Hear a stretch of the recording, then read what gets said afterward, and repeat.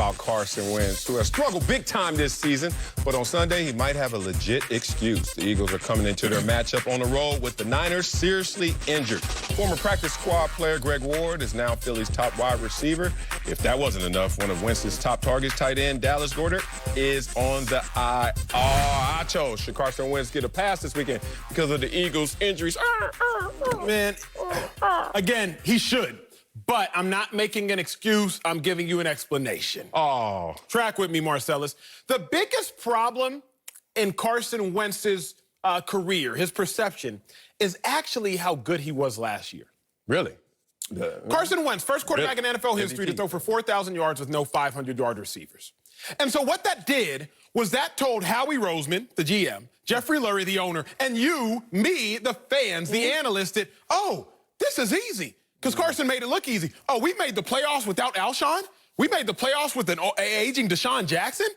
Oh, we good. We ain't got to do nothing this offseason. We ain't got to make no upgrades. We good. No, that's what you think. But the problem is that because Carson Wentz did the impossible, improbable, now everybody expects it. You know me, man, pastor's kid, Marcellus. I know it. So I think about the story of water being turned into wine. Jesus turned water into wine, right? So that's how the story has it. That's how you Imagine, Marcellus, if every time you show up to the party, hey, can you turn this Ozarka into some Merlot real quick? Hey, can you turn this Dasani into some Chardonnay real quick? No. That was once. Y'all chill out. Bring some wine. Go buy some wine. Hey, Jeffrey Lurie. Hey, Howie Roseman. Can you bring me a star receiver? Hey, Jeffrey Lurie. Hey, Howie Roseman. Can you go figuratively buy me a top-flight receiver? Because just because Carson Wentz turned water into wine last year, everybody expects him to do it again this year. And that's not on Carson Wentz. He should get a pass because who is he passing the ball to? The only pass that should be expected to be completed this weekend is the pass we give Carson Wentz right now for playing this game without his top flight. You sound like Bob Bishop when at the end of the sermon, you know he expects some Holy Ghost out there, somebody to catch it, somebody lose their mind, and I'm just sitting there like, not yet. Keep talking. You ain't got me yet, big dog. You ain't got me stumbling. I'm not there yet. You know why? Because I'm not buying it. And it's not even about him, what you say, doing the impossible or doing the improbable. It's because he can't do what's expected. Oh, my God, where'd that come from, Wiley? Okay, here's the thing about Carson Wentz.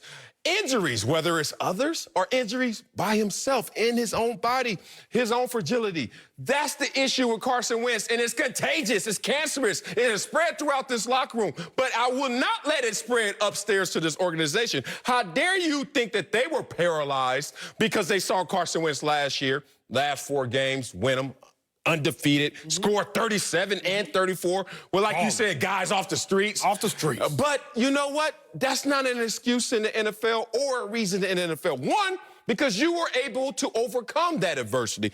2, we have seen teams win a Super Bowl with more adversity. The Eagles, that's the only team. That's the only team? With this much adversity? Worse. Eagles had a backup quarterback. How does it get worse? You want to go worse? I will take you back to a 2010 Green Bay Packers team. Do you remember that team? The team that still had Aaron Rodgers? What that got to do with anything when they lost 16 guys on IR? And if you want to Google right now, most adversity to a Super Bowl champion, Green Bay Packers pop up. Because this is what happens. They win a Super Bowl with 16 guys on IR. The next year, you know what they're thinking. Oh, my God, it's on. We're going to get healthy and we're going to ball out. They did. 15-1, and then they lose in the playoffs. The point of that story is we're seeing this team, the Eagles, overcome adversity. We're seeing teams do it and go all the way and overcome adversity. But how dare you say that the Eagles organization weren't prepared for the situation? Since you're a Philadelphia Eagle lover, do you know a guy by the name of Arcega-Whiteside? J.J. Arcega-Whiteside. Say his name louder. J.J. Arcega-Whiteside. Okay, because we ain't heard. He has 10 career catches, Marcellus. In how many years? 22 targets. In how many years? In a year and a half. A year and 3 days. He's been in the league how long? And he's not doing a damn thing. What round was he drafted in? 2nd round, sir. 2nd round? Oh, my God. You act like Carson Wentz was not given things around him. For some reason, a second-round pick has not been able to hit with Carson Wentz. For some reason, Carson Wentz is able 1 month at the last part of last season to overcome this, and now this year it's going to drown him. For one reason and only one reason only, this team cannot do what the Green Bay Packers did in 2010, because they ain't got Aaron Rodgers type of ability at the quarterback position. Marcellus, that was stinking. while you think you have a W, right? That's what you think you have. Throwing up the W. When you separate them, all you have is 2 L's. Jameis Winston And you, W. sir, are both lazy and a liar. Let me tell you why. You keep calling me a liar. Number one. You know me too well. Number one, Marcellus, how can you be so lazy? And this is how Marcellus does his research. Super Bowl team to go through the most adversity on Google. Fast like that. Can you get a little bit deeper into the notes? Go. I know Marcellus cooks the books. So while he was talking, I did some Googling. And I typed in most adversity to a Super Bowl champion. And after you get past the videos at the top. And all of the Packers. No. Yeah, you get to the third thing is Philadelphia Eagles. Nick Foles overcomes adversity en route to the Super Bowl. You at home, Google it and see that this man is a liar. Yes. It wasn't the Packers. Was that Carson Wentz? Was that Carson Wentz? But it was the team going through adversity. Can you change your settings from instead of recent to historical? That's what I have on my settings. And second of all, stop using Chrome, use Safari. Okay, just letting you know how I do it. Clap your hands, everybody. If you got what it takes. Because I'm Curtis Blow, and I want you to know these are the breaks. Curtis Blow told us that, 50 years ago? These are the breaks. You cannot go roster to roster in the NFL and start talking about who's on IR, who's not. You know why? Cowboys have 10 guys on IR. Eagles have 11. It's about which guys. Good. I'm glad you fell into that trap. Because the San Francisco 49ers, their opponent, Jimmy G, where you at? Where you at? Nick Bosa, where you at? Where you at? Richard Sherman, where you at? Where you at? They play the Giants. They play the Giants. They play the terrible Giants. And that's this week. They play each other. The point of it is, if you're going to walk into an NFL game and start counting receipts on who's injured and who not, you're never going to win. Here's what I have to do, because I have to count receipts because it matters. It's not just that they got hurt. It is who got hurt. Cowboys without both their starting offensive tackles. The Giants without their star running back. But let me put it in perspective, because I got full screens. Let's look at the Eagles depth chart in May, ladies and gentlemen, because now I'm really going to hammer this point home. Eagles depth chart in May. Just try to digest some of this. Obviously, you got Wentz, you got Miles Sanders. Zoom in on the receivers, you at home with your eyes. You see Alshon, you see Deshaun, you see first-round pick Jalen Reagor. Then at tight end, you see a guy by the name of Dallas Goedert, okay? Remember this. Then at offensive line, Andre Diller's at left tackle, Sayamalu's at left guard, right guard is Brandon Brooks. Okay, now let's look at the Eagles depth chart right now. That was May. That was just 4 months ago. Now look at their depth chart right now. Wait a second. Receivers, Greg Ward, question mark, question mark, question mark, question mark, question mark, question mark, because the Eagles don't know who's going to play there because they have 5 guys literally out this week. Tight ends, Richard Rodgers, he wasn't there before. Oh, yeah, Dallas Goedert. Offensive line, you're out your left tackle, you're out your right guard, you're out your left guard. Marcellus, it is not equal. That is my point. I don't need my full screen. What I need is this gentleman right here. It's not equal. It's not equal for the 49ers either. Their quarterback. Their star DN and their defensive-laden team where they rely on that pass rush. Their corner, top corner, veteran corner. This is a team that is going to fall from... defensive guys, sir. But I said their quarterback first, and you just want to go by that. We're talking about their running back and more stare.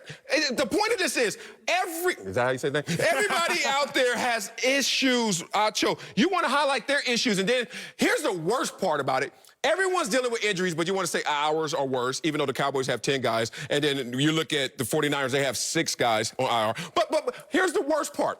Then you use that to lower the expectations or give the excuse mattress and say explanation mattress and say that.